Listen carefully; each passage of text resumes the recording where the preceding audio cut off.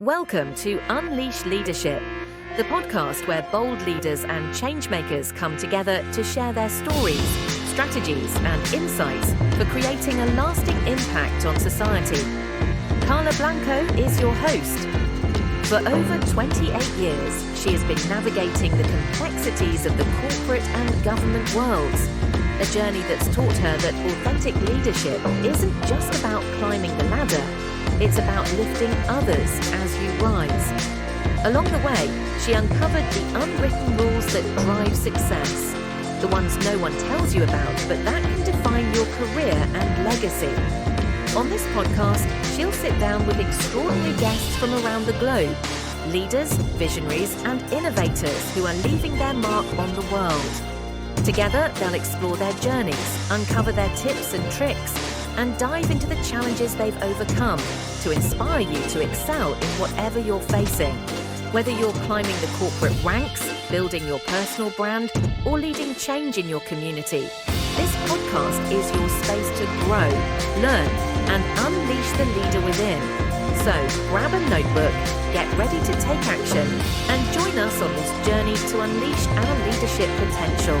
Before we dive in, make sure to follow Carla on Instagram, LinkedIn, at Carla Blanco Coach, Carla with a K, and YouTube at Carla Blanco Show to stay connected and get even more leadership tips and updates. Today with us, Kenny Sexton, an amazing leader, coach, and leadership trainer, member of the Maxwell Leadership Team. He served 32 years as faith leader in multiple churches and across 4 states. On July 23rd of 2023, his life turned around from an impactful event that he will share with us. His message and teachings are about living a life with urgency and purpose. Welcome, Kenny. So, Kenny, tell us about your journey. And we want to get to know you better and how you evolve and all those experiences that shaped you as a leader. Well, that's a great question. Thank you so much, Carla, for allowing me to be on the podcast today. You're such a great leader, and I just thank you so much for this opportunity to be here with you today. Well, my journey, I started slow out of the gate, okay, we're going to talk about this later, but this whole unleashing leadership. Um, I didn't really realize that you didn't have to go to summer school until I graduated from high school. I mean, that's what's really crazy, okay? Yeah, I went to summer school the 8th grade. I went to summer school the 9th grade and the 10th grade and when I graduated, they said, "Hey, see you, bye. You got to get out of here. You've been here too long," okay? But I just didn't really apply myself. I wasn't really interested in school, and so but I went to junior college. I wasn't ready to go.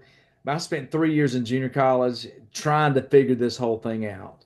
So I just floundered. I drifted, and I really believe that I tried my best to either live into somebody else's dream or shadows, or because I didn't like my gifts and talents and I wanted something else, or until I embraced, well, this is really all I know what I'm good at. And I made that decision. That I went off to college, and then I had, I had honors and graduated with a better GPA and was successful through all that, but it just wouldn't finally click. But for those years, those foundational years shaped me a little bit because I know what it's like to not live into your potential. I know what it's like not to live into really what everything that God's created you to be.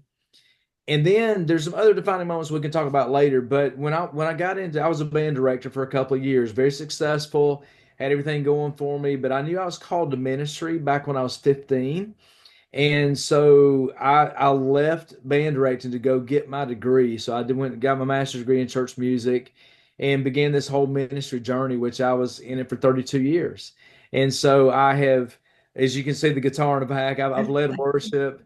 I was an associate pastor. I've done things with children's ministries, student ministries, everything all the way up to senior adults. I've done groups. I've done assimilation. I've done all those things in the second chair that you can do, which really built my toolbox. And then the last 4 years of my ministry, I was a lead pastor. So I had that second chair view for a long time. And then the last 4 years, I got to lead in that first chair. So it's really shaped a lot. I have been in 4 different states, so I got to serve with different leaders and see how they lead. And it's just been a beautiful thing because every specific church that I've served in are very different. They have a life of their own. The culture is different. I mean, the people, I mean, different names, whatever, they're basically the same demographically, but they're very different in kind of like scope and sequence, outreach, what they do, what they're good at, all those kind of things, and kind of the vision of that specific pastor. So all of that's been kind of shaped me over these last 32 years in ministry. Oh, that is so inspiring. And share with us how to connect with all those different humans and from the different churches you serve. And maybe you can connect that with how music shaped you, because that has been a very important part of your life. Yes. Well, when I started out with music, that was really what I landed into because when I got out of college or getting into going into my 4 year degree after I had a 3 year degree that I floundered in, music was it. I love music. I love different types of music. It'll be classic, music, or it can be, um, I don't like a lot of country music, but I mean, just different styles of music. I just like different kinds. And I do listen to some more jazzy, classical type music when I get up in the morning and kind of get after the day. But music was one of those areas that I went on the early season where in the churches specifically, there wasn't a band. Okay, that wasn't very popular. It was more piano, organ, and choir. Okay, so when you're starting to lead in this new season where there's a band, you got a guitar, you got drums, some people don't like that. And that was really upsetting for some of the people in the churches. And so that was a galvanizing type of a role for a lot of worship leaders like myself because I was classically trained. I can lead a choir. I know how to read the score. I know how to do, I can get an orchestra in. I can do all those things. So that was really how I led and led well. But I knew that I was called to more. And so when I stepped out of that role and got into more of the associate role, one thing that I realized was I'm pretty good with people and in connecting with people and that whole assimilation aspect of the churches. So that's really what started happening. Okay, here if I met somebody, if his name was say Bill, hey Bill, first time here today, whatever, hey, and just introducing yourself. Hey, can we have lunch this week? And so then you're going to go set something up to find out where they're at in that journey. And that's what I did for the last, many years of my ministry was just doing simply that. Um, Men's ministry, just discipling men, mentoring men, coaching men, doing those kind of things to see where they're at in their faith journey, but see where they're at in their life journey, whether it be their marriage, whether it be their parenting, whether it be in their leadership at their specific place of business, or maybe they're an entrepreneur and talking in and speaking into that. But music's always been kind of central. My wife and I, she loves music. We have had music in our family the whole time. She got attracted to me through music, um, and so whether it's writing music, learning new songs, giving guitar lessons, or any other instrumental lessons that I've done over the past probably 35, 40 years, doing those things. It's just that music's just been that central part because that is that teaching, training, coaching that I've been able to do.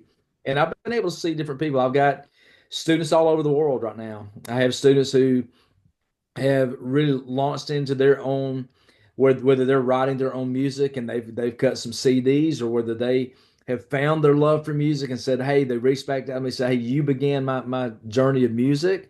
And man, off they go, and they're in a military band somewhere, traveling the world, or they're in some type of organization where they're leading music in some way, shape, or form, or they've gone to school and they're graduating with a music degree. They want to be a music educator.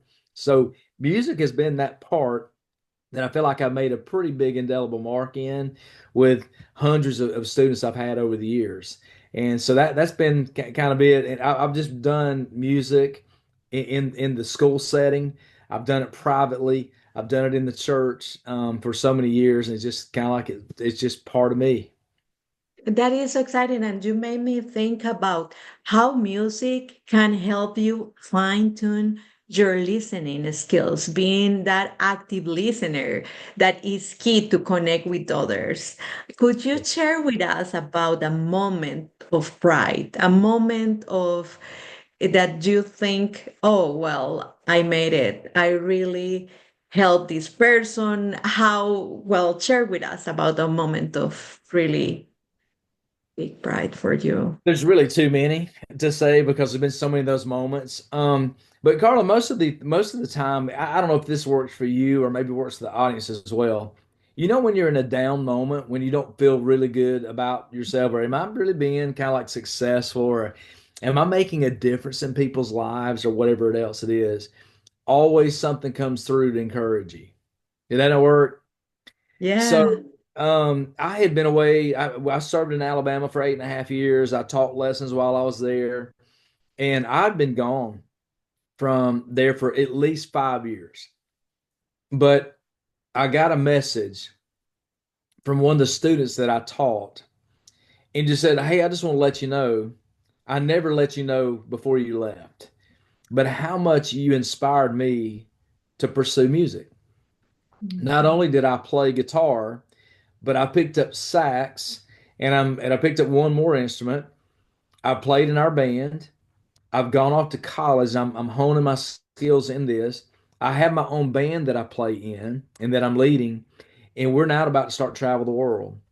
You began that journey for me. That's a Oh, win.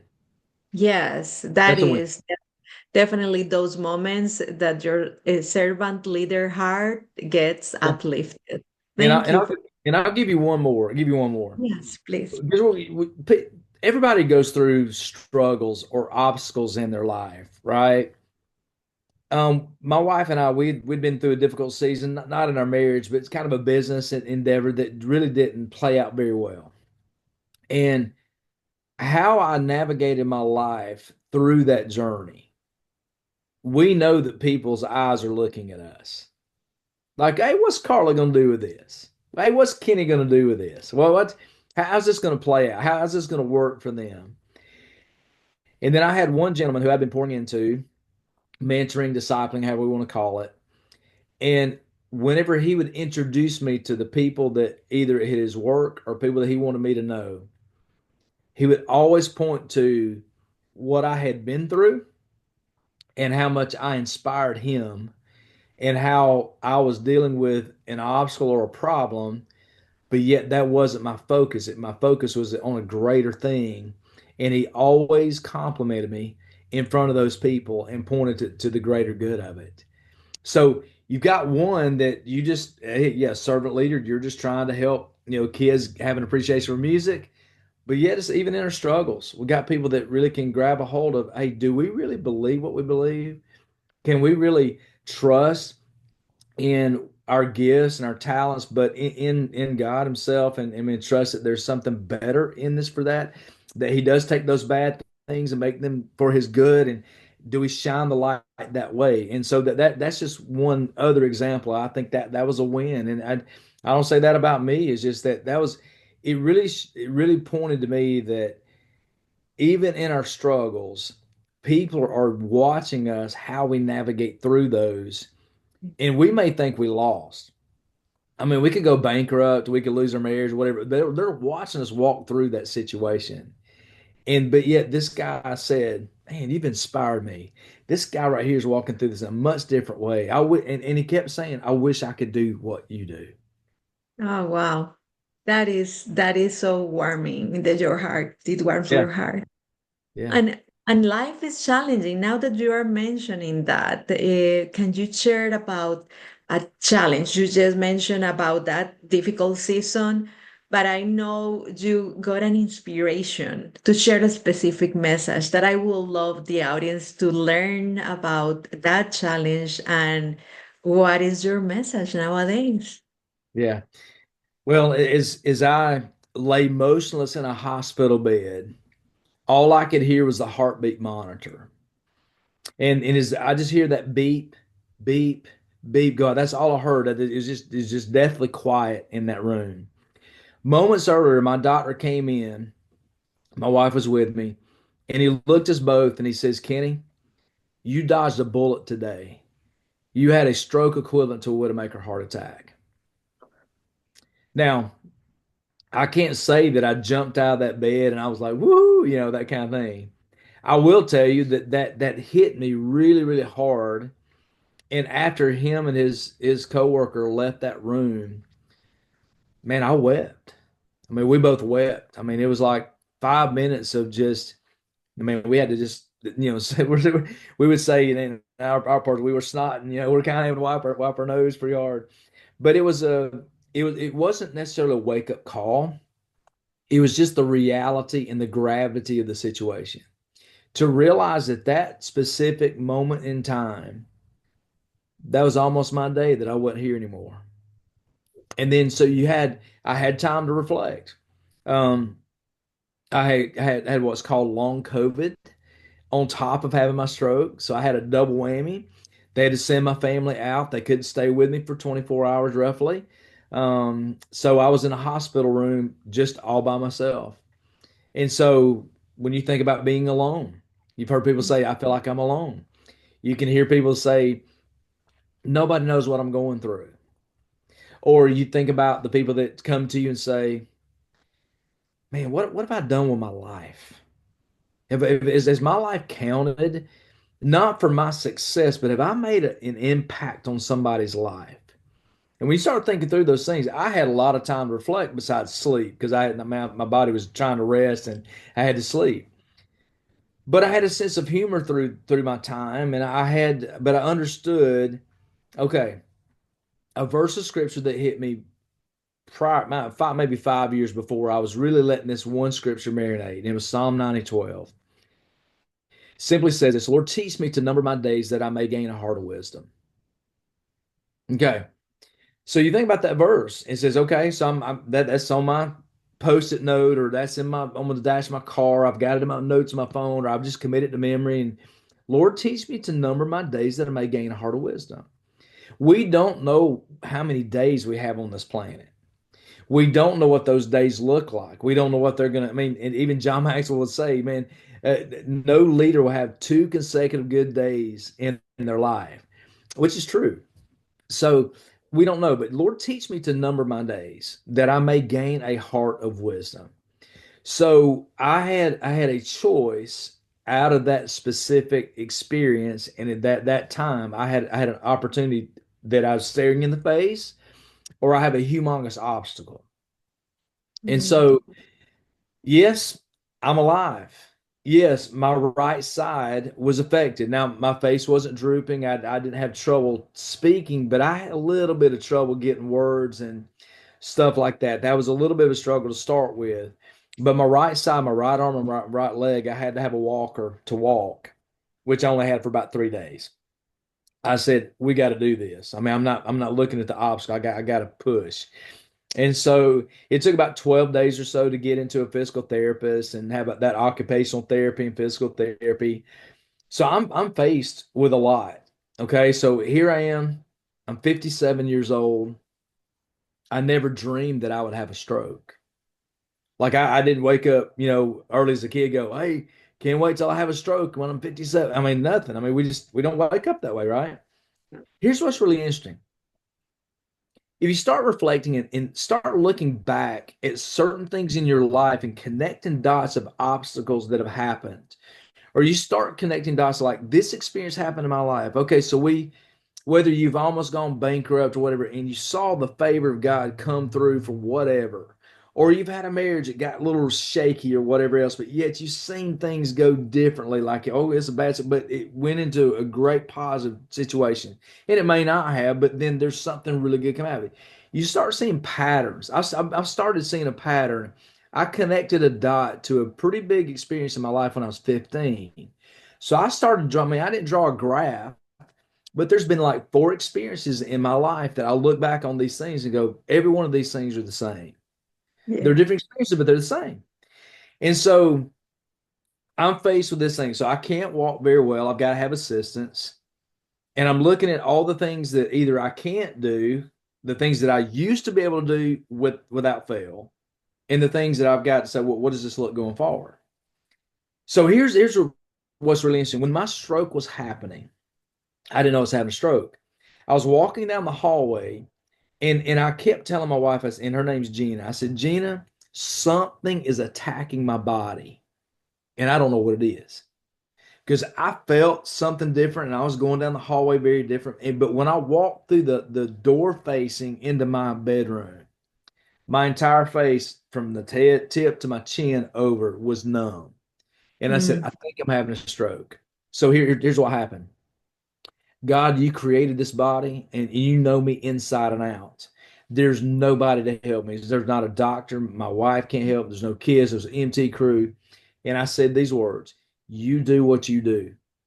And here's what I meant. Take me home or stop what's going on. The psalmist in various chapters throughout the book of Psalms and all 150 Psalms, there's different ones. 116, 32. There's a verse that says, I cried out to the Lord and he heard my cry.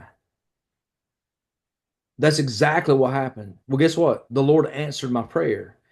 It was that, hey, take me home. I'll be in great shape. I got a great new body. I'll be fine. Or two, stop what's going on. And then it was like, okay, stop. I need help going forward, though, Mm, because my mindset's got to shift. yes. So I got to a place where I said, Lord, if this is as good as it gets, I still praise you. I wasn't fully well yet. And I've had to say that all the time. So overcoming. So what did I do? What were the things that I was doing? Here's what I had to do. And in my teaching and stuff that I coach and I try to help people, this is where some of that inspiration comes from. Is one, I say this, embrace the challenges, but shift your focus. Mm-hmm. Embrace the challenge. Okay, I had a choice. I still have a choice, but I had a choice in the moment. Am I going to look at the problems or am I going to shift it to the possibilities? Yes. Am I going to starve my fears or am I going to feed my faith or my belief? Am I going to embrace the obstacles or am I going to look at the opportunities? And so I had a choice in that moment. So I'm reminded by David and Goliath.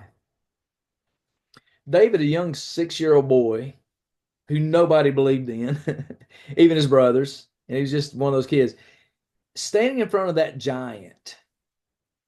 He had a focused mentality. While everybody was back over there behind him, scared to death, trembling and shaking in their armor or no armor or whatever else, this big giant is taking David stood directly in the face of that obstacle and said, my God's going to take care of it today. My God's given me the ability to do what I do to take you down. He didn't let his fears stand in the way of what's going to happen with his faith. Well, we know by scripture that Goliath went down. David took care of business. God was God. God did what he did. So I had to look over this last year and a half and say, what are my giants? What are the giants in my life? Well, I learned from David's mentality that his God is greater. Well, my God is greater. My God will take you down and my God will deliver you. So what I've done is I've had to realize that if I can shift my focus off the problem into the potential possibilities, opportunities, all this other stuff, it'll be a whole lot better journey. And man, it doesn't grow in those fears, right? Because you're starving them to death. But I've had to do things like I've had to eat a little differently. I've had to put some better nutrition in my body. I did do exercise. I still do exercise because I believe that's one of those things that we have. That's another one of those things. Hey, invest in your health. You don't realize what you have until it's gone. If you, I promise you, everybody that I've talked to that don't have their health will give enormous amount of money, everything they've got to get their health back. Yeah. I mean, there's not a person on the planet that has bad health that says, I just love it. I want this. They'll pay money to be better, or to be able to walk again, or to have the ability to write, or to do those things, or be able to talk better. That they would give everything they've got to get it back. And yet they're still an inspiration because they haven't focused on what they've lost. They've looked at what they've gained. Same thing for me. But I've tried to exercise to help that out. I've had to understand what those guardrails look like. I mean, you can exercise too much. It kind of goes in reverse order for you. But those are some things that I've done to help myself really come out of this season and gain what I've been looking at to gain wisdom in those days. Thank you so much for sharing. And can you share with the audience how they can connect with you to shift that focus? Yeah, my email address, I think it'll be in the show notes probably as well, but Kenny Sexton at mac.com is my email address. You can find me on Facebook. It's just Kenny Sexton on there. I'm on Instagram as well, but Kenny Sexton is where you can find me on Facebook, and that Kenny Sexton at mac.com, mac.com. You can reach out to me by way of email. Mhm. And is there any advice that you would like to share with those young leaders that are starting their leadership path, and anything in particular that you would like to share with them? We'll give you two things. One, here's how I say this phrase every single time. I say this phrase every day. If I do a video, if I'm writing a blog, if I'm on a podcast, if I'm on anything, I'll say this phrase: as long as you have a pulse, you have a purpose, and the king has a plan. Okay. All right. So number one, I would say that realize that you got a pulse, you have a purpose. So if I were to kind of put it in your lingo, so to say, if I were to strip that down a little bit, it kind of similarity. Hey, your pulse is your proof that your story isn't over. Okay. So you may not have had a health crisis. Not everybody's had a stroke, not everybody's had a heart attack, not everybody's has, but you've had some type of maybe an obstacle, or you've had some type of crisis that you've had to overcome. Your pulse is your proof that your story isn't over. Your story matters. I think the vulnerability to be honest, to be open, to share, people draw from that. People see the authenticity in that. Don't let that hold you back. Don't let that be something that's a barrier that kind of locks you up, like, well, I can't share that. No, no, no. Share it, because somebody needs to hear that story. They need to hear your journey, because as you're reflecting on it, you know how you overcome it. You know where you were, you know where you are now. People need that. People need to hear that story, because it does matter. So as long as you have a pulse, you have a purpose, and the king has a plan. I would say the other thing is you need to spend just a short amount of time every single day to grow. To grow. That's why I love coaching. And I'll use this analogy. Imagine, like, I played T-ball, and we've got people that play T-ball. I mean, these are, if you 3, 4, and 5-year-old kids playing T-ball. Can you imagine a T-ball team without a coach? Wouldn't that be crazy? I mean, a T-ball team, but we end up in life and we don't have a coach. And so that's why I love coaching. I love to intentionally grow every single day. What is it that you need to grow in? Like, and maybe you don't know where to start. That's why I love the title of this particular Unleashing Leadership, is taking the untapped potential and living fully into your purpose and potential. So what I love about the title of the podcast. I want to live fully into my purpose. I want to live fully into my calling. Grow every single day. And if you don't know how, man, reach out. And don't feel like, but you got to do it every day. So it can be something like, I want to grow on my attitude this year. I want to have a better attitude, or I want to live in joy this year, or I want to have patience. Okay. There's some things that I want to grow in, or maybe some leadership things that you specifically want to do as far as your business goes. Well, read things, invest in a coach, do those things that you need to do. That's why you and I were talking earlier. That's why I love being a DISC consultant. DISC is a personality profile, and it's an assessment that you get. But I love it because here's what it does. It lets you know kind of how you're wired. It's not an accident. God created you that way. But there's growth areas. And it helps you, it reveals those things you need to grow in, and also gives you ways that you can grow in it. It gives you questions, it points to resources, it allows you to do the things that you need to do to grow. And you may say, hey, I need a coach to help get me there. Because you can get further and faster with a coach anyway. And but with that disc assessment, I think has been so key to my business over the past 6 months. It's been a very key. It's been a key because I went back. It's funny, Carla. I went back 30. I think it's 33 years. I took an assessment, and I looked at it from 30 something years ago, and I compared the two. They were the same. Of just the basic stuff was the same. The essence. Telling me what I need to grow in was exact same. I'm a D, I a C. I'm dominant, I'm influencing, and I'm compliant, man. And that's exactly me to a T. So 30 something years ago, I see it didn't mean that I haven't grown over 30 something years. What it means is that's how I'm wired. I need to know my self-awareness. So what I would say as a leader, you can't do this alone. Do it with somebody.